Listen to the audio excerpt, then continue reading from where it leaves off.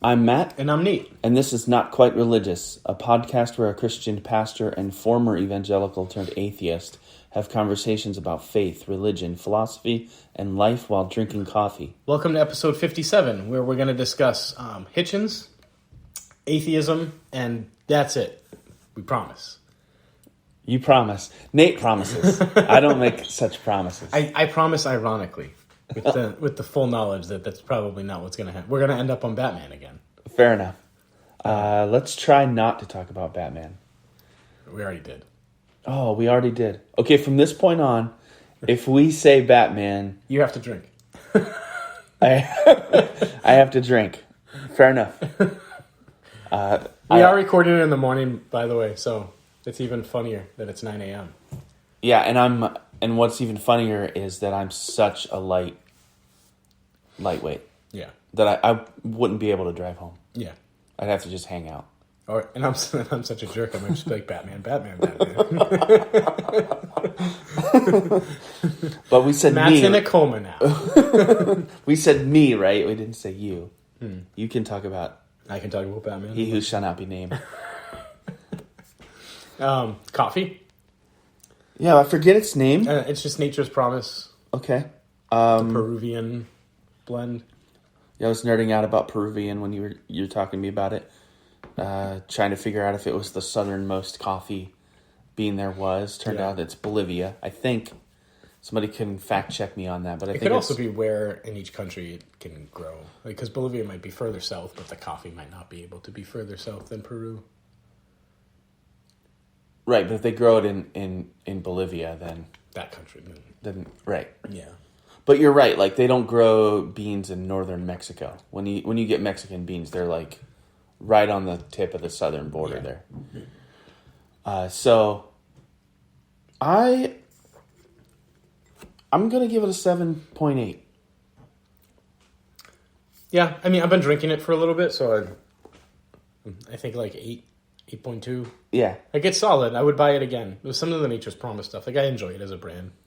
So I'm like, okay. Is it a Trader Joe's kind of? It's Stop and Shop / there's a few other smaller grocery stores that chains that sell it, but I think it's Stop and Shops mainly. Like it's organic. It's the equivalent to Whole Foods 365 brand, except. Yeah, this would be the perfect coffee to put in Mocha Joe's bag, or a counterculture bag, or something like that. Have you really wanted to get me? Sit here, be like 8.9. This coffee's amazing. I still can't believe that you gave the Costa Rica from Mocha Joe's. That was unbelievable. 9.8. It was really good. I thought it was 9.5. Was it 9.8? You said 9.8. I actually listened to our podcast. Oh wow! Last week that gained us like 0.01 cents in revenue. And I never do that because I think that I'm going to be embarrassed. I wasn't. I actually laughed out loud at my own jokes. Yeah. So maybe I'm a narcissist. Or we're just funny. I was trying to remember which was the part that really got me laughing, but I don't remember anymore. I think it was the part where we were talking about the Flash and George Clooney. I'm almost there. I'm not going to say it. All right, backing up. Yeah. Welcome to episode 57, where we said that we were going to talk about Christopher Hitchens and atheism. Oh, real quick, one thing that did come out of the podcast is we got an Insta DM, and they said instead of a swear jar, or we should have a swear jar, but instead of coins, we should put in coffee beans. So every time one of us swears, I like that idea. I'm interested in keeping track, however, of who swears more. So we should have different beans. Yeah. Like you could have a dark or a light or vice versa. And then we can tell. Is the Christian pastor the one swearing more? I think so. The weird thing is I think you swear more in casual conversation than me. Yeah. But on the podcast. I swore once in a sermon. Yeah? Yeah. Like at someone else's church too, and the other pastor came in and gave me a look.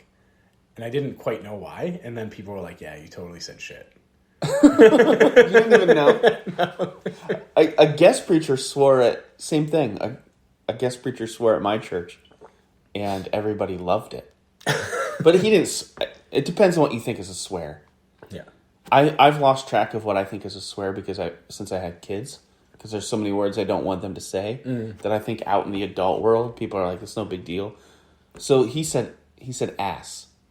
Yeah. I mean, depending on context, that can be. It's not the same level as right. the F word or anything like that. I'm really trying not to lose beans. Oh, one more random story before we get into Hitchens. Excuse me. You got me thinking about like the beans that we put in a jar and, you estimate. We went to our local pumpkin patch farm thing that we do every year. And the group that we went with, we actually went with our real estate company because they offered like free pumpkins, and we're like, sure. They had the guess, like there were candy corns in this jar, and they were like, guess how much? And Xander guessed 330, and there were 333. How? How? I don't know, man. Is he a secret genius? He's a pretty smart kid. Yeah. Just looked at it and he's just like, he knew. No, he like did some calculations and stuff. Oh, really? So he must have like looked up some trick on the internet for how to get a ballpark. That's amazing. I've never heard of anybody getting anywhere near that. When they said Xander, I was like, cool. And then I was like, you're 3 off. Like, give me a break. That's basically on. And they were going for 330, and the woman was like, I should put in 3 more to do 333. So he could have. He was really close to being spot on. Here's to the point thing. where they would have thought it was rigged, right? Right. Here's the thing. If you would have said that it was 333 and Xander guessed 416, I'd have been like, wow. Yeah. But you're like, oh, it was 3 off. Yeah. That's Yeah. next level. He was less than 1% off. That's amazing. So, all right, Hitchens. So Christopher Hitchens, but first David Bentley Hart, because the quote that I'm actually reading you is from David Bentley Hart about Christopher Hitchens. Now, a little bit of biography on David Bentley Hart, because I'm not sure that a lot of our audience knows who he is. He's a contemporary, that is, he's alive. Why did I say neo? He's not neo anything. An Eastern Orthodox scholar, theologian, philosopher, writer, kind of provocative, not by any means fundamentalist or conservative. In fact, he annoys fundamentalists and conservatives very much. But he did write a book, I think, circa 2014, called Atheist Delusions, which is, of course, is a play off of Dawkins' God Delusion. Yeah. And it's a book that's about the quote unquote new atheism. But he says this about Hitchens, and it's complimentary, and it's interesting, and it's good fodder for our podcast, I think. So this is what David Bentley Hart said about Christopher Hitchens. I liked Christopher Hitchens. There was a burning compassion in the man. He kept up good relations with believers because he acknowledged that his concern for the good was something he couldn't account for.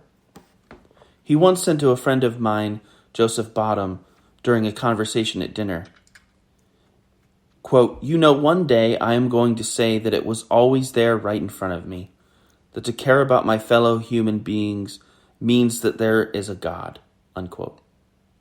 So I have a great admiration for an atheism of indignation of that sort, the kind that says I cannot accept the death of a child.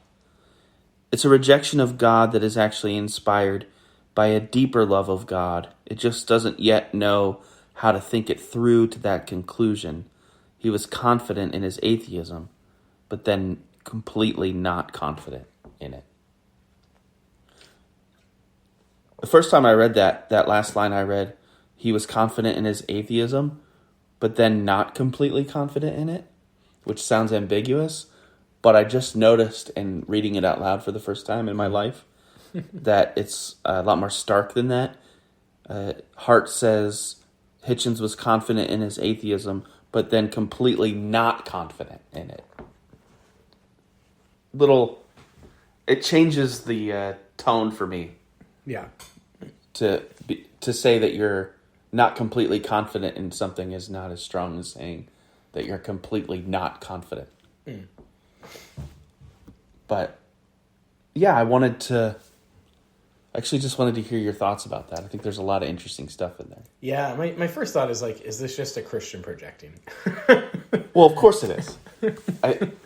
Yeah. Right. And I think that's like, it's one of the things that frustrates, I think, the people like me, is like, it's the Romans 1 trap, right?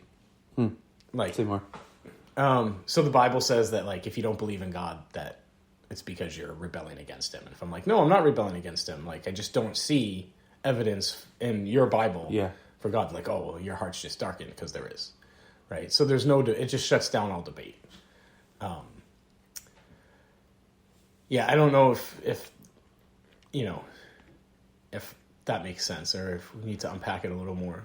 I see it more as... Oh, it's like men love the darkness, right? So they refuse to see the light. And it's like, well, like, I don't know. Like, I'm not murdering people. I'm not having affairs. I'm not, shooting up heroin.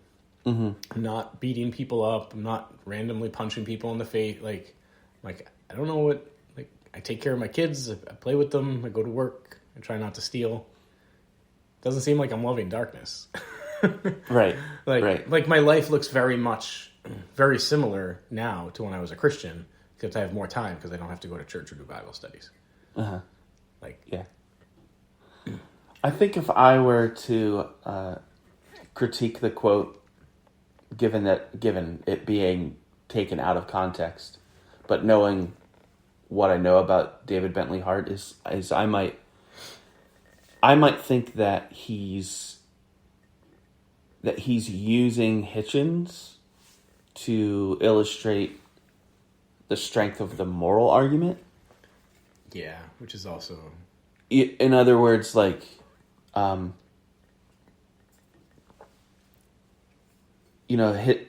Hitchens' atheism was a moral one. Mm-hmm. Like, and this is kind of what I want to ask you about this morning, because there's different kinds of atheisms, which I'm finding more interesting by the day, because I, as a Christian, experience different kinds of Christianities, obviously. But I think atheists tend to get lumped into, especially by like conservative Christians, they just tend to get lumped into one big egg carton. Yeah. But I think there's some atheists that come at it from their beef with Christianity is that it's just irrational, it's illogical, and they have other ones, but maybe that's like their main... It's barbaric. That's their main starting point, but like it's... And I think David Bentley Hart disrespects those starting points. Mm-hmm. Like those starting points that are just pure skepticism, like it doesn't make sense because I'm a pure empiricist, and he has his reasons for that, but he's willing to hear an atheist argument that is filled with pathos and filled with like moral indignation, because to have moral indignation is to presume some kind of moral compass. Yeah. So and I think that's something that makes David Bentley Hart, like really interesting, is the kind of atheist that he respects. Often, I think Hitchens is one of the ones that Christians have the hardest time with, because he's the most adamantly anti-religious, it seems. Yeah, I mean, I think he's the one that's like, it's one thing to say to your opponents, your worldview doesn't make sense. It's another thing to say to your opponents, your worldview is morally disgusting and abhorrent. Yeah. And I find it interesting that David Bentley Hart's like, I like the guy that says my religion is morally abhorrent, and I like talking to him more than I like the guy that tells me my religion doesn't make sense. Yeah. So I'm with thoughts. Hitchens. I'm with Hitchens. Yeah. It's funny because I've been watching less TV for various reasons. But the YouTube algorithm, the other day I got home and the kids weren't home yet, so I was putting on a show, like a YouTube whatever, just while I was cooking. And it was Rationality Rules, which is one of the very few atheist channels I still watch. Mostly because I'm just sort of over it. But I like him. He's got an Australian accent, which doesn't suck to listen to. And he was critiquing an apologist, Colwyn. He's a relatively larger apologist. He's written a few books. He's actually worked at the University of Florida. He engages in the secular world. He seems to be pretty fair when it comes to weighing worldviews, at least in debates. Unlike a William Lane Craig, who's like, but he's an apologist, and all apologists have to tie themselves in knots to make stuff work. And the thing he was apologetical, the thing he was apologizing, I don't know, what's the verb of apologetics? The thing he was performing apologetics on was the story of Elijah calling down 2 bears to kill 42 kids for calling him a baldy. Uh-huh. And, like, you just can't make that story make sense. Slight correction, Elisha. But, there's no way that you can be like, well, a just God and a loving God was totally cool with his righteous prophet having 2 bears maul 42 children to death. Mm-hmm. Like, that's not a quick death. You're watching other kids get ripped apart by bears before you get ripped apart by bears for calling a prophet bald. And, the apologetics he had to run around. By the end, it wasn't kids, it was young men. And they weren't killed for calling the prophet bald. They were killed because their parents had forsaken the covenant with God. And this was the punishment promised in Leviticus. And God was just fulfilling it now. And you're like, wait, so they didn't even, they're not even being killed for calling the guy bald? They're just... that was just a catalyst to remind God that he had to punish their parents by killing their children. And you're like, that doesn't make it any better. The fact that you think that makes it better is absolutely insane. And, that's a story that is celebrated in the Bible. So how do you rectify the fact that you have what is a just, loving God killing 42 kids? Either because they called someone bald, or because their parents walked away from the covenant they weren't supposed to. Either way, a bear is mauling 42 kids. Yeah. What did you just... there was something I was going to say about what you just said. Now, how do you get a loving, just God out of it? I don't know. Okay. So, as that pertains to Hitchens, you're saying, I fully agree that the Abrahamic traditions in particular, and I just want to say, this is one of the weeks that Israel and Palestine have been going at it, and we're going to try to stay out of politics, but both Judaism, Islam, and Christianity, I think, are morally repugnant and a pox upon humanity. Thanks for making that clear to me. And I think what David Bentley Hart is saying he's like, okay, that's a better position than it doesn't make sense because apologetics exists and I can rationalize these verses away and rationalize this religion. But you're saying, this is completely immoral. Let's talk about that. But in the quote, it really seems like he is appealing to the fact that you can't have morality without a moral maker. And I think that is a fallacious argument as well. Yeah, I don't think he's appealing to that. I think he's appealing to he's asking, how do you ground morality? How does an atheist ground morality? And we've talked about that before. Yeah.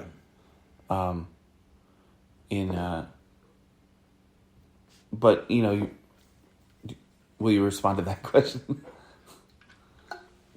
Well, I think he's saying Hitchens sees people loving people, and even Hitchens says, like, it was right in front of me all the time, right? And we'll take that as, like, he meant it. It was valuable, but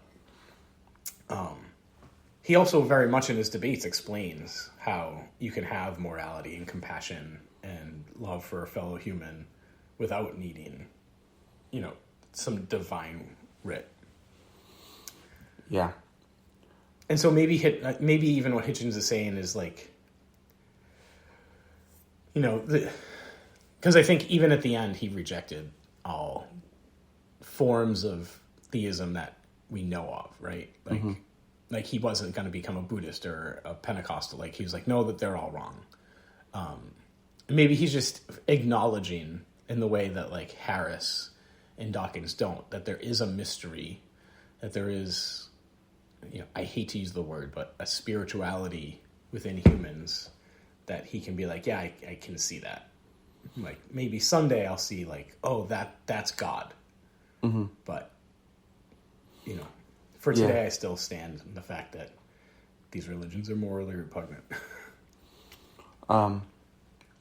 Yeah, so Hart would say that that all metaphysics is a monism, and that's premise one. Premise two is that monotheism is just another word for monism. Conclusion, everything that's rational is monotheism. That's the basic setup. There's things that need to be unpacked there. What does he mean by monism? He essentially means, like, it's a very Eastern way as opposed to a Western way of talking. To say that everything is a monism is another way of saying everything is one. Yeah. Which might be another way of saying that everything is nothing.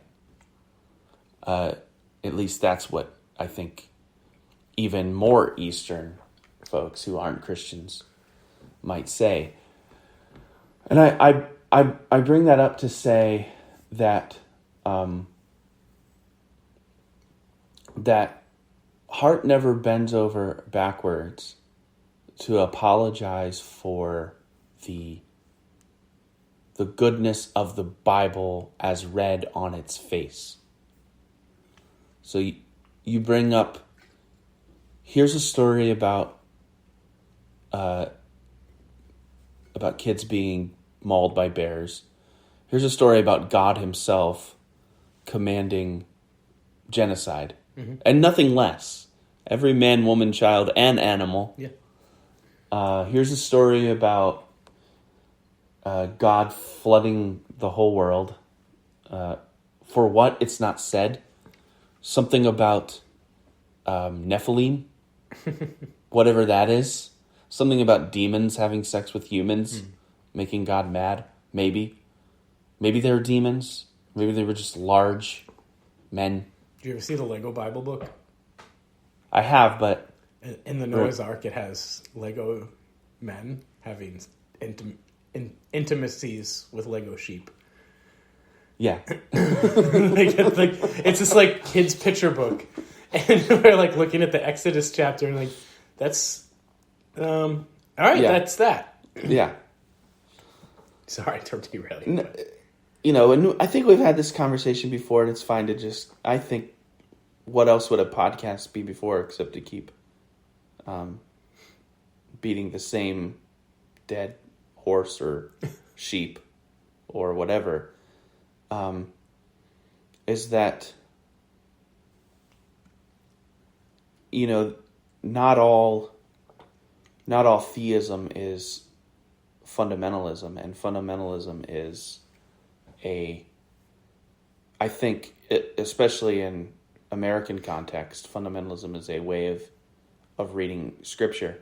And I think there's a difference between apologizing, to use that verb, which doesn't make as much sense, but like there's a difference between arguing for the morality of the decisions and commands of God in the scriptures, and arguing for theism itself. I think there's lots of things to talk about in between atheism and then theism. Basically, not all theism is fundamentalism. So you look at the Bible and you could say this is a story written by monotheists about it, but it's not an apology for monotheism. What it's about is it's a myth by which their identity as a people is shaped. Mm-hmm. So there's no obligation for even them to take the stories literally, although initially they did, obviously. But there's no rational, logical necessity for, say, the Hebrew people to look at the Bible and say these things really happened if the Bible is about telling them stories that shape the way they relate to the infinite, the transcendent, a way to explain suffering, particularly their suffering, their being, outsiders in the middle of a sort of surrounded by polytheists and having a completely different ritual and stuff. So that's a lot, and I'll just stop there, I guess. So, super hard to stay away from politics with that statement, but yeah. When I was a chaplain at UMass, so obviously still a Christian, we had to get together with all the religions, both at Amherst College and at UMass, right? So, there was an actual paid staff member, and he would bring together all the unpaid chaplains, and you had to sit in a meeting, and you'd talk bureaucracy, and you'd catch up, and the Shabbat House,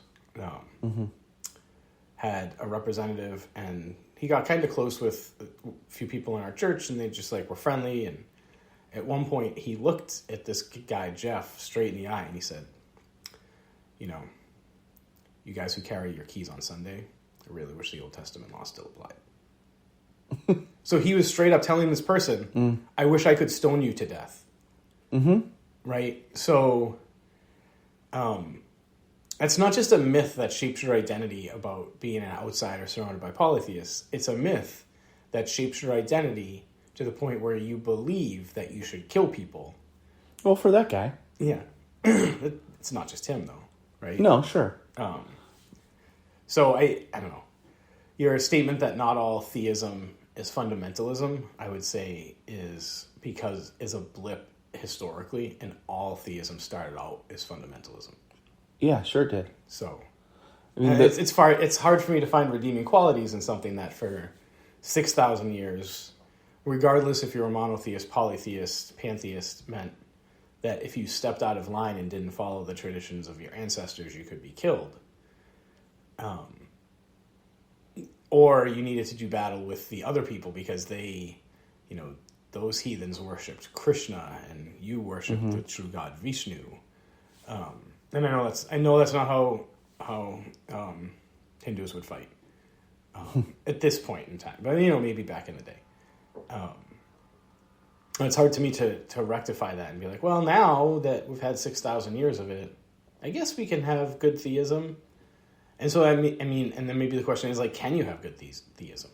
At some point, does theism hurt more than it helps? I think if you insist on theism and fundamentalism being the same, then the answer to that question is obvious. I think, but to define theism, I think is just to affirm one's belief in the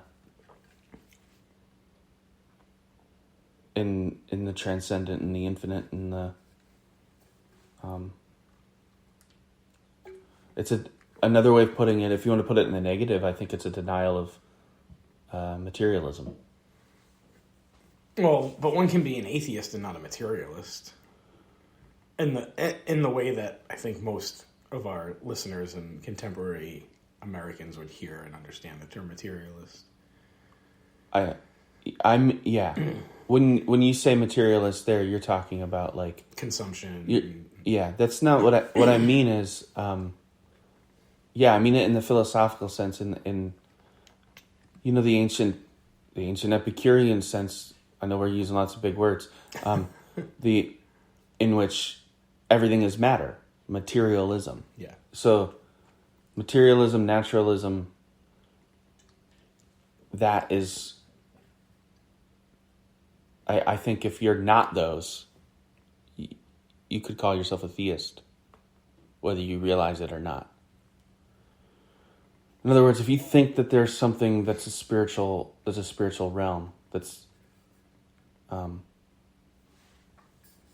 beyond biochemicals, and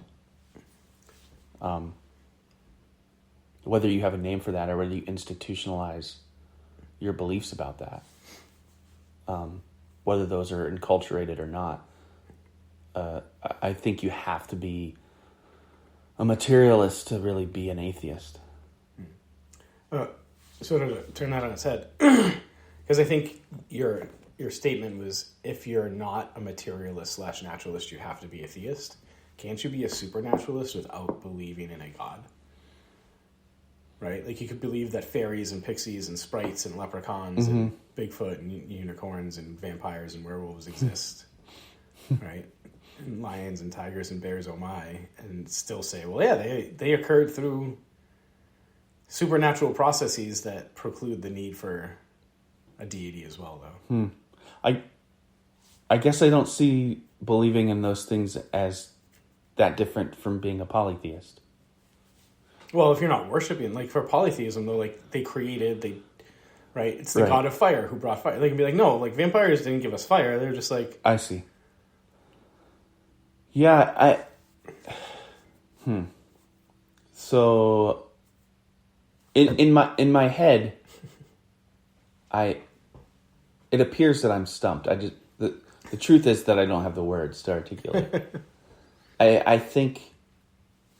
Okay, so let's go what you said about the supernatural and the natural versus the natural. Actually, I think. Not to. I don't want to be a mere mouthpiece for David Bentley Hart, but maybe that's what this episode has to be. Is there's no. He doesn't think that there is a distinction between the natural and the supernatural in ancient classical theism. Yeah, which is a provocative point. He thinks it's a late sort of division in Thomism. So like and his argument makes sense. It would be like everything that is natural. Right. So like to say supernatural, he would say like the spirits have corporeal existences. The angels, the spirits, they have corporeal existences. But it's a different kind of corporality. But it's not supernatural in the sense that it's opposed to nature. If something exists, then it's natural. Otherwise, it wouldn't exist. And I think most, atheists would be like, well, that's what we're saying. If it exists, then it's natural, and that's fine. The argument for theism here is simply like, hey, there's things about origins and the complex history of people's religions and their identities and like invisible entities like feelings and things that we're still trying to understand. And there's no reason to cancel them before the fact. That's loaded language, but I'll leave it at that. I mean, just because there's things like feelings, I don't see how that leads to the necessity of a theism. Yeah, not immediately. It doesn't immediately lead there. But I agree. But how does it lead there at all? That's too long. Well, and so here's the thing, right? Like, because I think this is where there's the theist argument of like, well, you have a soul and it's like immutable and permanent, and at least Christian, and I think most theists, right? I think you can have sort of the theism of like, no, God exists and then you die, and like your only chance to have a relationship with him is while you're alive. And But a lot of the argument for soul is like, I don't know necessarily what the arguments are, but I think for a long time it was like, well, you're always the same you, except now they've found that like brain tumors can completely change your personality. That, when they push on certain parts of your brain or electrocute certain parts of your brain, like it elicits feelings, or it like gives you a different accent, or you forget who you are. Like what they figured out is this thing that people feel inside of them. I think most people have sort of that running dialogue in their head that feels like that's who they are, right? Like it's you talking to yourself, but that's what gives you the feeling of being human. That's completely like explained through chemical and electrical impulses in essentially a machine, right? I guess I'm talking about the difference between the relationship that we make between things that we sense and things that are real, and things that we don't immediately sense being real, and how we quantify those things. So I wasn't saying that the soul is immutable, and I feel like actually what you're saying gives, I don't know if I'm going to say it gives credence. It makes me feel better about my point of view, in the sense that like I'm saying there's always a mystery. Well, I'm saying there isn't. Like if pressing on a certain part of the brain can elicit anger, or pushing on another side of the brain can, slur speech. Like, there is no mystery. It's the brain. Wouldn't the mystery then be, like, we don't necessarily understand what a personality is? I mean, but... No, I would say we do. It's chemical and neurological and electrical impulses inside this organ called the brain, and a certain pattern. And if you mess with it, it changes. Yeah. And that's, like, that is, like, indisputable. Yeah, so if you go back to, like, when a kid's born and their brain is developing, are there things happening in the brain's development, even in the womb, that are developing personality? Yeah, so there was this guy in the 80s whose brain got severed in half, making each hemisphere different, right? And and that, like, it does some weird things with language and with vision, because of the brain actually needs to like cross some information from one side of the hemisphere to the other to get, and I'm going to have to put this in the show notes or look it up after the talk and put it, but if they showed him pictures of things and they showed it to the eye that corresponded with the not picture side of the brain, he would just make up random descriptions. Like, it would be very clear that the picture was, of a chair. And he wouldn't be able to give words to that and would make up a completely different, like, narrative of what that picture was and why. And it was completely coherent to him. And so it's just like that. If there was sort of this soul that was uniting, like, it would be able to talk to itself and be like, oh, even though my eye is doing this, like, but like, and then if you showed it to the other eye, he could completely describe it. So like, it was further proof that like, no, what you think of as yourself and your thought process is like really, really tied to organic processes inside your head. Sure. So I feel like, well, if, you know, it's Occam's razor and it's God of the gaps. Like, for a long time, we can't explain consciousness. It has to be a soul. Well, why? Just because you can explain something doesn't mean it has a non-materialist explanation. It just means we can't explain it with materialism yet. Well, soul is one way of trying to understand consciousness. I don't think the two are necessarily tied together. I think of the soul as a mechanism. Right, but why do you need it? You might not. It might not be a term that you need, but you still have consciousness.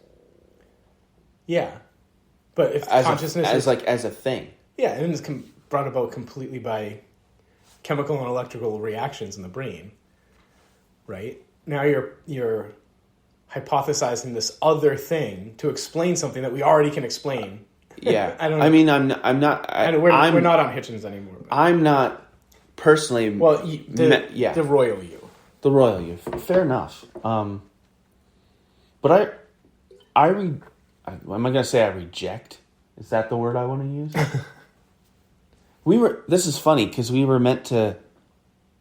I don't think we talked about it in the introduction, but we were meant to like talk about brands of atheism, and now I find myself wanting to embark on a conversation about brands of Christianity. Next episode. But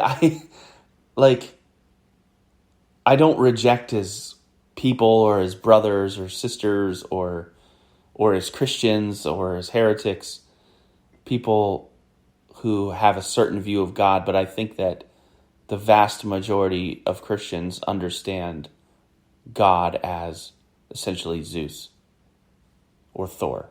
Yeah. Or something like that. Like they have a definite image in their mind. Well, maybe it's not. They have the image of the Sistine Chapel. Maybe it's not a definite image, but they have an image, and he's a person, and he tells prophets to tell bears to kill kids. You know. Yeah. And every time I personally, Matt Miller, speak about theism, I'm always talking about the beyond. And that's why this conversation between the two of us can never end. And I will admit that there is a legitimate critique against my point of view, which would be to say, like, if I were to critique myself, I would say it's circular thinking. It's solipsism. Yeah. So I'm because I can no matter what you say, Nate, I can always say, well, we're not infallible and we don't know. Mm-hmm. Which that's essentially what it comes down to is what I'm trying to say is atheism too absolute. So that prefix A is the whole thing. Because I'm agnostic about Thor. Well, you're atheistic against Thor. Or you would worship him. Interesting. I actually would have to think about that. No, do you believe Thor exists? I believe... And do you worship him? I wouldn't... All right, let's... See, do you believe Thor exists? Do you believe Thor exists? Out of the Marvel Cinematic Universe. Oh, are you asking me if I believe that Chris Hemsworth is Thor? No, but if you don't believe Thor literally exists and is, making the Northern Lights, the Rainbow Road to Asgard, then you're atheist when it comes to Thor. I think that there are things that the ancients observed happening that they didn't have an explanation for, mm-hmm. and that they gave personification to. and later on, like a soul. Like a soul. Later on, people didn't give them particular names, like Thor, like Zeus. They called them spirits. Mm-hmm. And then later on, even in 2023, people still refer to such things that they don't necessarily know how to explain biochemically, and they call them energies. Yeah. Or maybe feelings or emotions.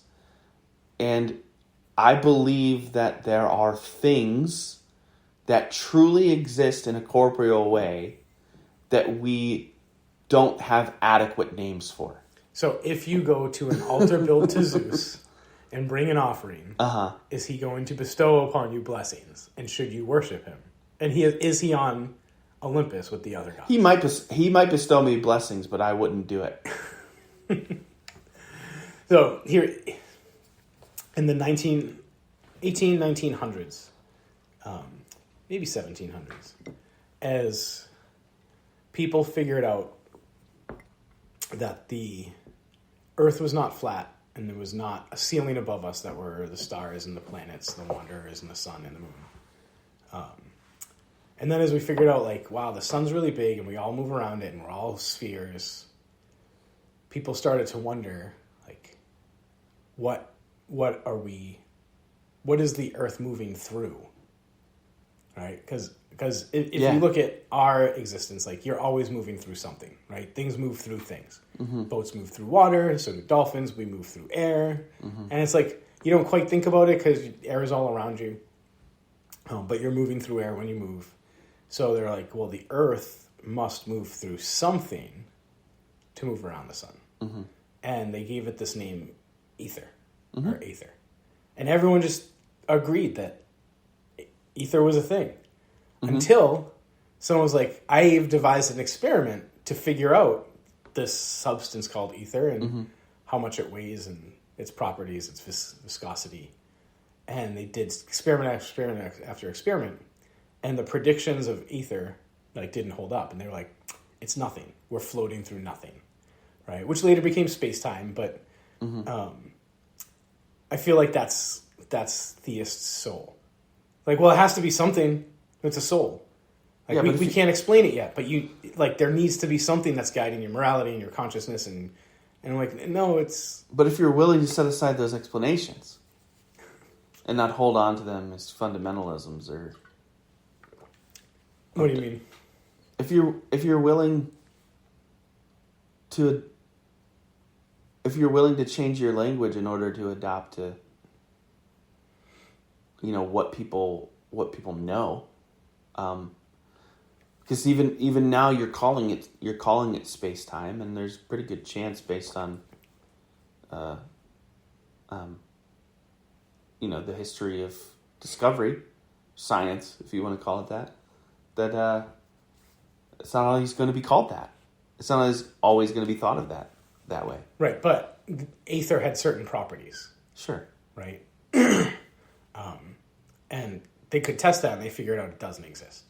Right? And I'm saying the soul is like that. Like, people are giving the soul, and to go back to David Bentley Hart, or theism, like the belief in a God, certain properties. Right? Huh. And I'm saying, yeah, but all those properties that you're naming don't need the ether to explain them. In fact, if we start testing for the ether, right, experiment shows that it is superfluous. All right, so if you told me God was holy, it's like a property. Can we say that could be conceived as a property of God? Normally in theological conversations, they call them attributes. Sure. But I don't see much of a distinction between properties and attributes as such in the way that you're talking. So, well, what is holiness? And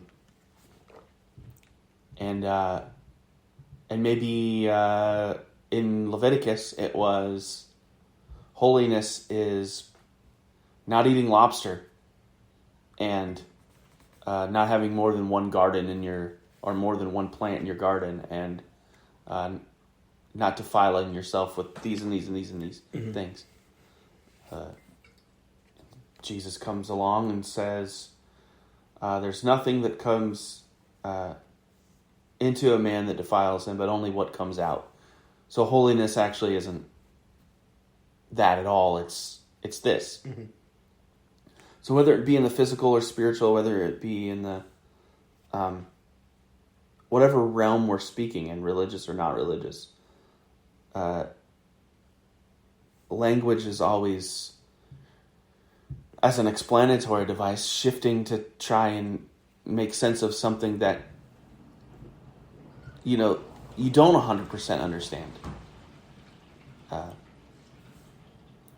In some ways, I feel like I'm a skeptic.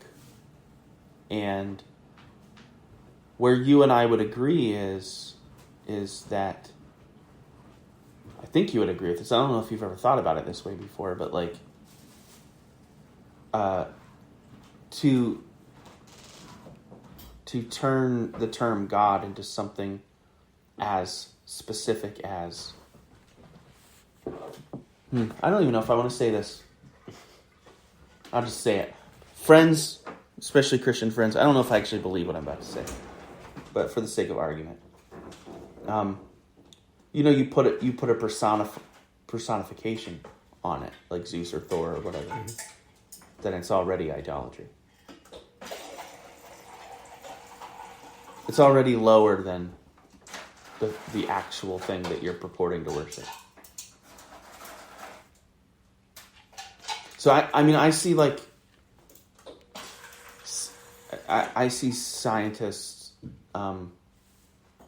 atheistic scientists, as like, this is maybe part of what David Bentley Hart is saying, as searching for God without saying God, and actually what they're doing is rejecting the lowercase g gods, which is what maybe Yahweh is.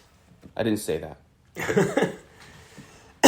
Yeah, I don't think we're looking for God at all. Yeah. I think that is a projection of theists, because you're starting with the assumption that there is something, right? That the aether is there.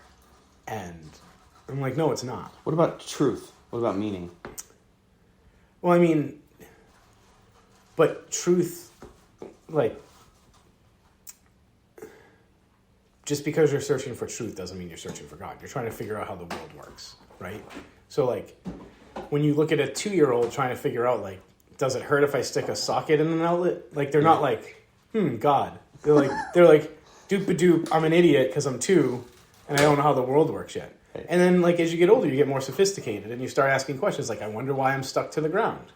Oh, there's this thing called gravity. Oh, I wonder why the planets are moving around the sun. Oh, it turns out it's the same thing. Gravity. Huh. Right? And so you're making discoveries, but you're not. Like, to call that God seems so patronistic towards the scientific and atheistic community. It's like a pat on the head. It's like, oh, you're cute, but you're really looking for God. And we're like, no, we're not. You're like, but you are. Right? It's a bless your heart. I don't mean it that way. I'm just saying you're looking for something. Well, but you're looking for something beyond mere pleasure and survival. You're looking for something. But I would say yeah, but you're not looking for something so much as asking questions. Like, it's not like a scientist set out to be like, I'm gonna figure out the meaning of life, right? They're like, I wonder why plants are green. Oh, look, there's this thing called chlorophyll. Weird. Wonder what chlorophyll does. Oh, it turns light into energy. Weird, right? Like they never set out to be like, I'm gonna, figure out the grand meaning of life. They're just like, they're just curious, like Curious George, right? Like, they're just like, I wonder why this is like the greatest scientists I know personally in person. My friends in college, most of us were physics, math majors, psychology, here or there. Like, they were just really curious. Like, I remember one day walking into the bathroom and it's dripping, and one of the guys has a stopwatch and he's timing every drip, right? And we're like, what are you doing? He's like, this is really interesting. Like, I heard about this thing called chaos theory. And so I'm timing these drips to see if I can map it onto the chaos theory. Like, he wasn't looking for, he was just like, this is weird. Right. We're going to time drips. Yeah. Where I think, like, for the theists, they start off with like, everybody's looking for the meaning of life. And I'm like, I don't know. fair enough.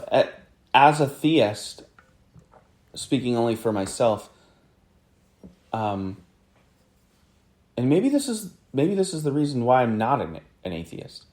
If I saw, dripping water, I mean, most likely I wouldn't even care, which is I think a profounder point than it sounds like. But if I did stop to care, I think my question would be not much to do with the mechanics of how drips actually drip, but why is it dripping instead of floating horizontally?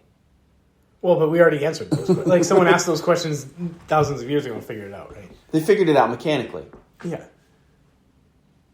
They didn't figure it out, metaphysically. I mean, yeah. And then you're saying metaphysics doesn't matter, right? And I'm saying that's an arbitrary decision, as arbitrary as saying I'm going to go to church on Sunday. I don't think it's an arbitrary decision, right? The metaphysics of why water falls down is just explained by gravity. There's no, if it didn't, then there'd be a different law besides gravity that dictated the motion of water. That's the physics. That's not the metaphysics. Yeah, because but I'm saying metaphysics doesn't matter because it's just fact that water behaves this way, and if it didn't, the laws of nature would be different. Right. So that's the difference between you and I. It might not be the difference between you and Joe Baptist in Amherst, but it's the difference between you and me is really, we don't have to say it's, because I think it's more complicated than I believe in God and you don't. It's way more complicated than that. The difference is I value metaphysics and you don't. Yeah, potentially. And that might be an impasse. But this podcast, I don't think, is about winning. Right. Anything. And I doubt either of us are going to change Except anybody. for the swearing competition. I doubt either of us are going to change anybody's mind Yeah. who's listening, actually. What I'm trying to avoid is people on my quote-unquote side being, solidified. I'd rather people on both sides have their minds opened by what either of us say.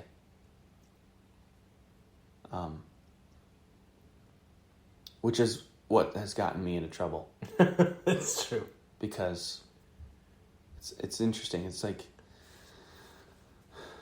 open minds are dangerous to some people in our world. I mean, they're just dangerous, right? It's why... Are they? I mean, if we're talking about truth and meaning, I think it's way more dangerous to have a closed mind. No, I mean, open minds are dangerous because there's a reason why most dictatorial regimes drive the scientists and the academics out. Either while they're taking power or quickly out, right? Because they know that those people who are not sheeple, and disconfirm chemtrails and whatever, those people who are no, I have an open mind and I've listened to your arguments and I see flaws in them. Mm-hmm. Those are the dangerous ones. Those are the ones who topple regimes. If that makes that's what I mean by the open minds are dangerous. Yeah. It's why the open minds aren't allowed in Southern Baptist circles. Totally. Right. They're closed circles. I would just argue that it's not just a Christian phenomenon, it's not just a theistic phenomenon. It's a human phenomenon. Yeah, I would agree with that. And you see it, whatever the majority is, or if the power thinks they can convince the majority of something, one of those two things, that's what the establishment's going to go with. And so, but who shows up as anti-establishment is relative. It's always relative to the establishment. So you could conceive of an established sort of atheism, and some might even say that's, Stalin's Russia, Right. Or Mao's China. To be an open-minded, free thinker in that context is different than to be the open-minded guy in the Southern Baptist Convention. Yeah. No, I completely agree with that. Yeah. In fact, one of the things I was thinking about is the chair of the astronomy department at Harvard. He was recently a guest on People I Mostly Admire. And he's pretty much like, no, aliens are real. Mm-hmm. And that asteroid that came from out of the solar system was like the first interstellar object we ever observed that came through. He was like, that was alien technology. And a lot of the scientific community is like, no. And he's like, well, like if you run the numbers through your models, like this is physically impossible. But if we assume that it's alien tech, then like it explains everything. And the scientific community kept trying to disprove his calculation. And basically, he comes off either as like a modern day Galileo or a complete loon, depending on right? Well, but basically, he's like, the reason no one believes me is like the same reason no one believed Galileo at first. Like, it's just, it's going to shatter their worldview. Right. Right? And so, yeah, like, I think a lot of his arguments by the scientific community have gotten shut down preemptively simply because, well, aliens haven't visited the solar system. Yeah. Right? And he's like, well, no, they have. Like, here's the evidence. Why aren't you? And I do believe in aliens. I believe in the plausibility of aliens. I mean, mathematically at this point with exoplanets that we've discovered, I think the Science Versus that I just listened to, the probability of us being the only organic life form, or our planet being the only place to have organic life, is like 1 in 800 billion trillion or something. Like it's effectively zero. Yeah.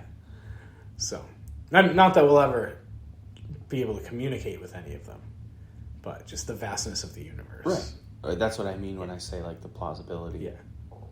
It's more implausible that we're alone. That we're alone. Yeah. And I think only the strictest fundamentalists can, like, they have to believe that we're alone.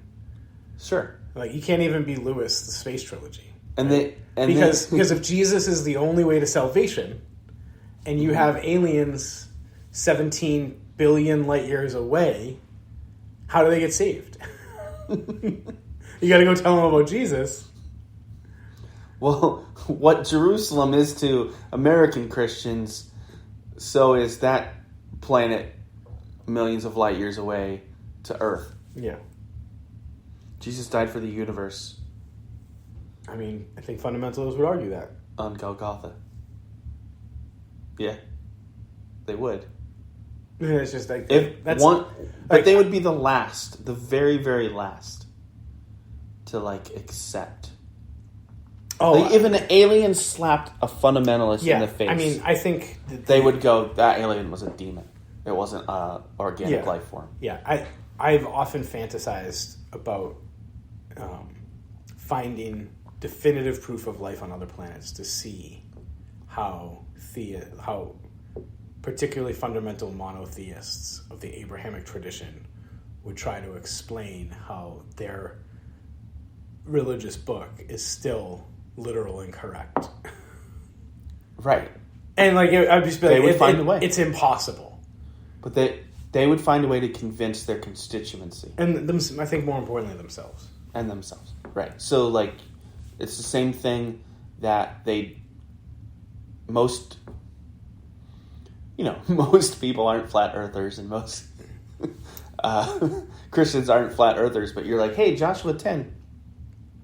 Joshua made the sun stand still. It's not how it works. Right. And what would they have said in Galileo's day? Well, the Bible says so. Yeah. That's what the universe is like. And now nobody says that. Everyone's like, well, okay, so, and I think just as there's, just as science is this, in some sense, this kind of infinite thing. I don't know about that, but like, I don't think there's any end to apologetics. Like, so apologetics is never ending, because if people are determined to believe something, they will find a way, just like baby raptors in Jurassic Park. Life finds a way. Oh. Yeah. I'm mixing metaphors. Yeah, it's okay. Yeah, I don't know if I have anything else on that at the moment. I had a rough night's sleep. Yeah. Yeah, well, that was good. I think we stuck there. We didn't stick with Hitchens, but I do feel we stuck with the what's the word I'm looking for? The spirit of the initial. Yes, agreed. We didn't stick to the letter. We didn't talk about Batman. There was a brief divergence into the MCU, but it was justified. Right, I did say Thor. Before we go, can I have clarification on what makes me have to lose a bean? Swearing. Oh, swearing. When you is swear, the bean you put a thing. bean in the jar. Oh, I thought there was something about the Dark Knight, the Cape Crusader. Oh, we did. No, every time we said Batman, you were supposed to drink. That's right. So, but that's not losing a bean, unless that's a new metaphor for getting, 3 sails to the wind. No, my question is, it's very British. I got a bean, mate. I want to be clear because the spirit of that law is me alluding to anything about that particular superhero. Are we sticking to the letter? I think it's the letter. It's the letter. Like, I cannot say the word when for no reason. For no reason. We move into discussing the Batman universe. Right. Then you need to take a shot. Or our listeners need to take a shot. Or something like that. Fair enough. Thanks, everybody, for listening. Appreciate you. Have a great week.